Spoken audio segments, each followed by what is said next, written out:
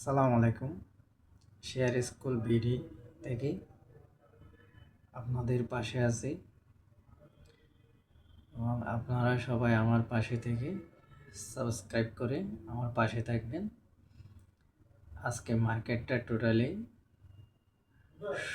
15 পয়েন্টের উপরে মাইনাস ছিল এবং মার্কেট ভলিউমটা আপনার 956 কোটি টাকা, অর্থাৎ গতকালকের থেকে কাছাকাছি বা গতকালকের প্রাইসে মার্কেটটা মোটামুটি এদিক ওদিক করছে এবং আজকেও দিন শেষে দেখা যাচ্ছে কি আপনাদের ওই ইন্স্যুরেন্সের শেয়ারগুলো একটু আপ আপে ট্রেড হয়েছে। তার মানে ইন্স্যুরেন্স যেটা একটু কারেকশন বা স্লো মোডে গেছিল ওইটাকে আজকে আবার একটু হালকা টেনে দিছে এবং গতকালকের যে কোম্পানি শেয়ারগুলো, এই কোম্পানি শেয়ারগুলো আজকে মুভমেন্টটা আবার ফল করছে।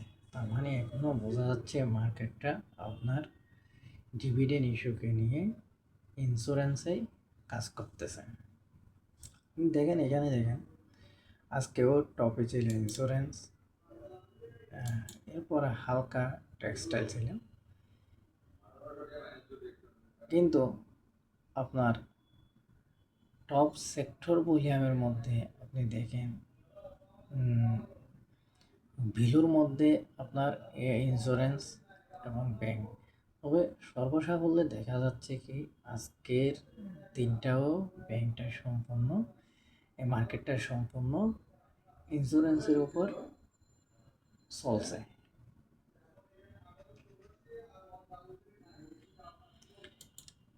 ইন্স্যুরেন্স নির্ভর মার্কেট যেহেতু চলতেছে, এই দেখেন আজকে মার্কেটটা নেগেটিভ ছিল, ভলিউমটা ফল করে নাই এবং ইন্স্যুরেন্সগুলো আপ আছে, তাইলে টোটাল ওভার মার্কেট সাইডওয়েতে ট্রেড হচ্ছে। অর্থাৎ এখনও যেটা 1000-এর উপরে ভলিউমটা আপ করে একটা মার্কেট রান করার কথা, ওইদিকে এখনও যাচ্ছে না। যেহেতু আজকে মার্কেটটা একটু মাইনাস হয়েছে, সেটাও একটা দেখার বিষয়। কালকে যদি নেগেটিভের সাথে সাথে মার্কেটের ট্রেড ভলিউম কমে, সেটা মার্কেটটা ডাউন ট্রেন্ডের ইঙ্গিত দিবে।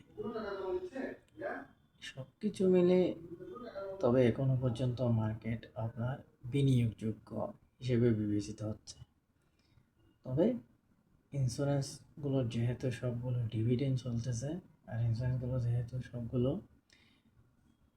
10%, 20%, কিছু কিছু ইন্স্যুরেন্স 50% ওপরে চলে গেছে, ইন্স্যুরেন্স থেকে আপনাদের প্রফিট টেকিং করার জন্য পরামর্শ দিচ্ছি।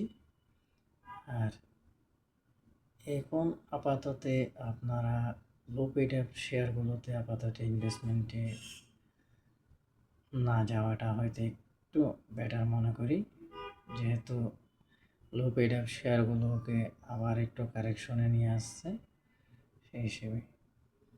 তবে এখনো পর্যন্ত যে সমস্ত ইন্স্যুরেন্সগুলো বাড়ে নাই, সেই সমস্ত ইন্স্যুরেন্সগুলোর প্রতি একটু নজর দেওয়া যায়। একটু এই ইন্স্যুরেন্সগুলো আর ডিভিডেন্ড দেওয়ার মধ্যে ইন্স্যুরেন্স আপনার কর্ণফুলী পিপলস ইন্স্যুরেন্স, এই ইন্স্যুরেন্সগুলো হয়তো আর একটু মুভমেন্ট পাবে। সেই হিসেবে আপনাদেরকে এভাবে পরামর্শ রাখতেছি। যেহেতু মার্কেটটা মাইনাস, যার কারণে বেশি কিছু পরামর্শ দিতে পারতেছি না, বা একটু মার্কেট যেহেতু সাইড লাইনে চলতেছে, আপনারাও একটু সাইড লাইনে থাকবেন। সাইড লাইন নিলে হয়তো যাদের টাকা ফিরে আছে, ভালো মুভমেন্টের সাথে সাথে আপনারাও বাই মুভমেন্টে যাইতে পারবেন। এর উপর ভিত্তি করে আপনারা আরও দু একটা দিন বা এই সপ্তাহটা মার্কেট একটু অবজার্ভ করেন।